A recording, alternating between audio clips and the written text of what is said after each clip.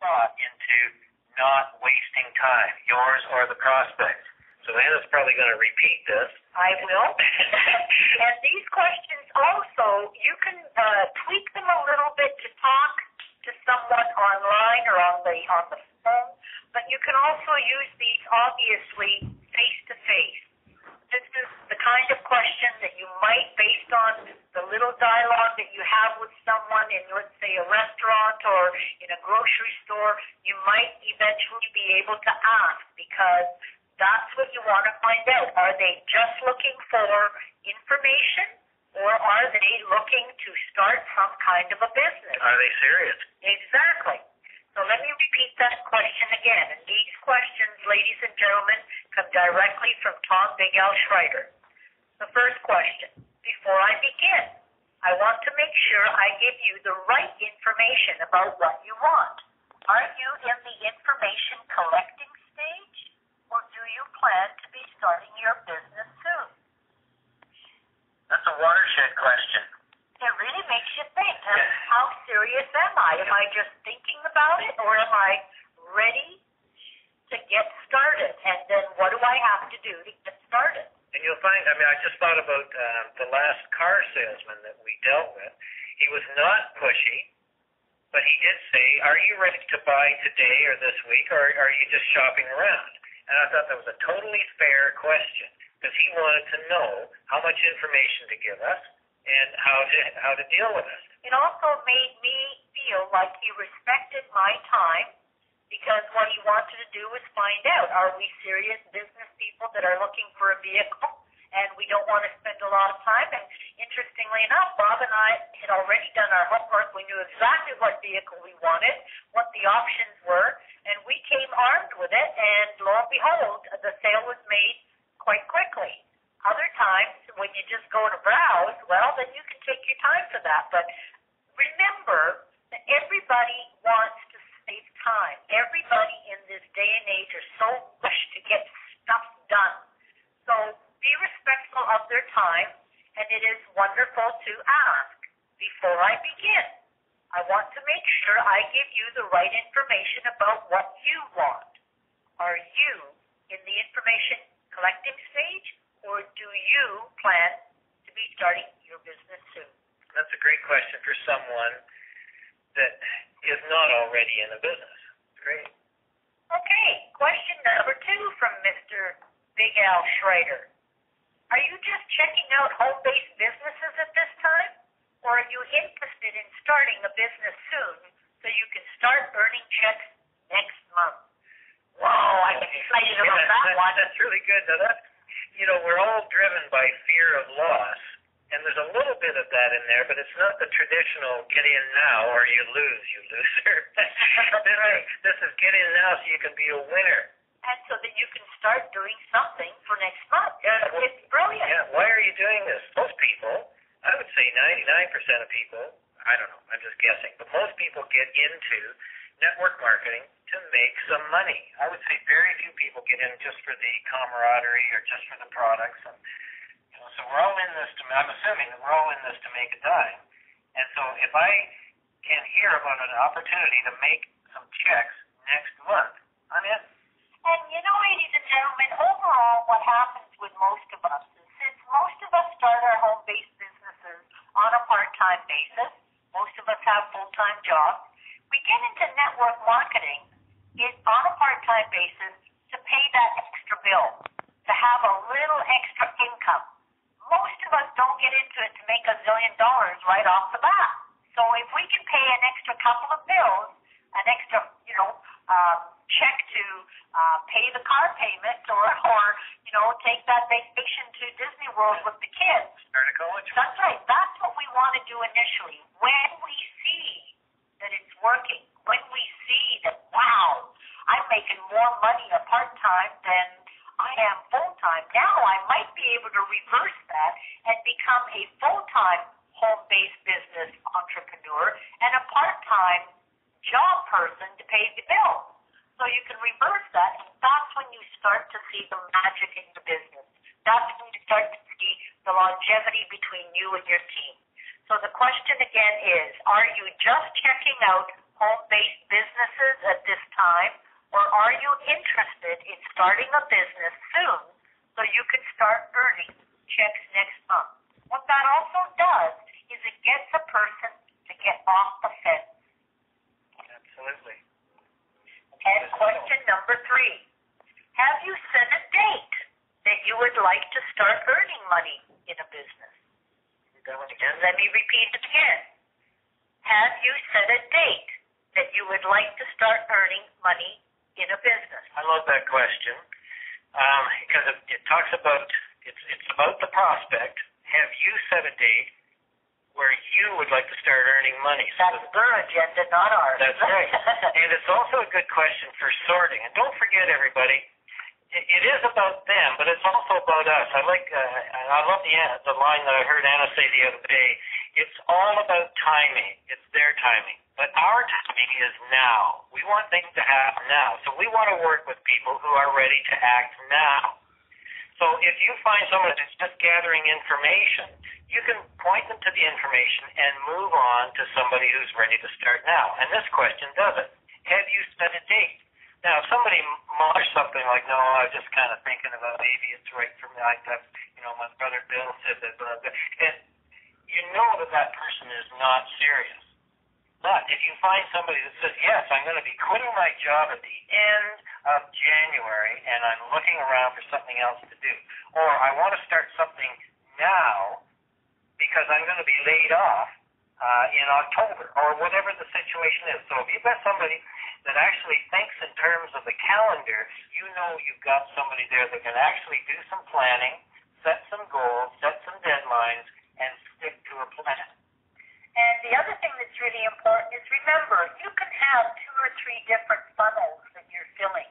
You may be working with a group of people that are close to getting started.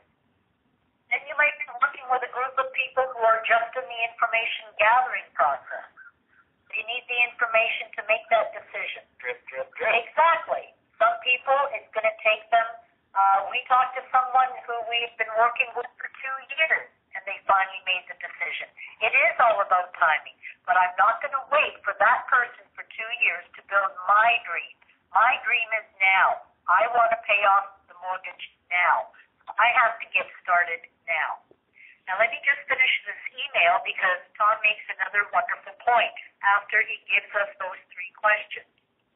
Easy stuff like that. No disrespect to the prospect.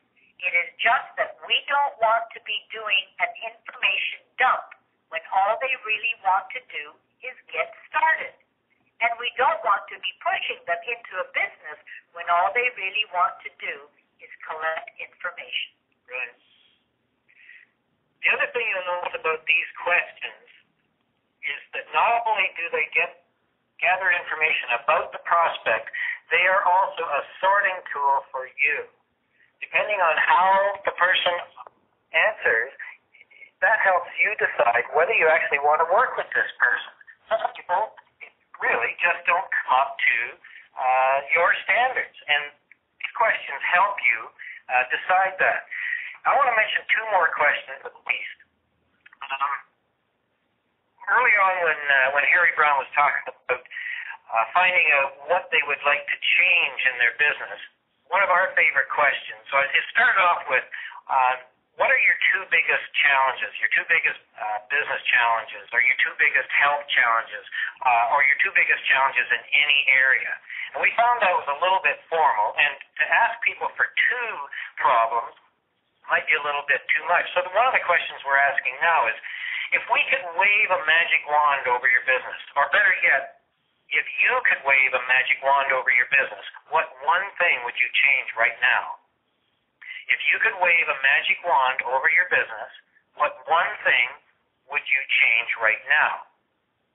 Now, there's one question that works quite well. It's fun too. You're thinking about a magic wand. But it also, Bob, what it does is it opens up the eyes to the prospect that it's an immediate thing that they need to do. Because sometimes, ladies and gentlemen, what we end up doing is we are practicing the slight edge philosophy, but sometimes we get into a rut and we do the same thing and we're getting nowhere fast. We have to monitor our activities. We have to take a look at what is working and what isn't. So we have to analyze our own business actions. And if we're doing an activity that isn't bringing you closer to your goals, to your needs, to your wants, to your whys, then you have to revise. You need to fix it. So when you say, what is the number one thing that you want to change with that magic wand, it gets them really thinking about what is it that I do want. And it's so funny because the last conversation we had with Tom Big Al Schreiter was 3 weeks ago, and we got talking a little about that. And, most people say, I want more leads, I want more leads. And then when you start analyzing why they want more leads, it's because they burned up all of their leads because they don't know what to say, what questions to ask, and they've ostracized themselves from all of their leads. So it is really important by asking that question, what would you like to do? What's the number one problem that you face? What it does is you can then also hone in and see what skill level they're at. Maybe you need to help them learn about what questions to properly ask. And I like the magic wand question because it is positive. Magic wand gives you a lot of imaginary power, but the question is, what would you change? That's an action towards a better future. If you just say, what's your biggest challenge right now, that's a negative in the way, like it's too easy to say, oh, I've got too many creditors, they never pay, or such and such is never on time, or my downline isn't doing anything, or I've got nobody to talk to. That's all dwelling in the problem. If you say, what would you change, then you would... Now I have to do something. Yeah, now I have to do something, or I have to think about a possibility of change. And too many times we get into a rut and we just accept the fact that that's the way it is. Whereas if somebody can step in from outside and say, well, have you tried this? Maybe this would work. You say, oh, yeah, I haven't thought about that. So, I mean, that's one of Tony Robbins' main themes is the way you ask a question determines what kind of answer you're going to get. So if you say, oh, I'm always late for stuff, instead of that, you can say, how could I be on time? Right? Just turn everything around into a positive. As soon as you ask a question in a positive way, or if you say, I'm not very good at that yet, that's a positive because that shows that you can improve things. And not just that, Bob, but something very, very important that Mr. Schreiter again talks about is our subconscious mind. If we talk in the negative, eventually we start to believe it. Yep, and your subconscious proves it. Absolutely. But if you tap that 3-letter word, I don't know how to use the computer yet. I don't know how to make prospecting calls yet. I don't know how to do this yet. I don't know how to do that yet. It gives your brain hope. Join the yet set. Exactly. Okay, we're going to do one more question. And we have a whole bunch of other questions here from Michael Oliver, Natural Selling. That's another recommendation that we make. Sign up for Michael Oliver, Natural Selling. He's got at least one free newsletter. And this was a question that we kind of stumbled upon, and it was a prospect that we were phoning. We'll call her Hilda. I think that actually was her name. And so Hilda had downloaded our ebook. And I asked Hilda if she got the ebook okay, and I was just about to give her the free audio version as well. And she started telling me about her company. And I said, sorry, Hilda, but I'm not a prospect, and if you want some help analyzing your company, we'll be glad to do that. But you downloaded the book, and maybe I could get you the free audio version. So I started directing her to the audio site. And she started fire hosing me again about her opportunity. And so after about 3 of these sessions, I said, Hilda, when you downloaded the book, what were you looking for? And it just popped in my head. When you download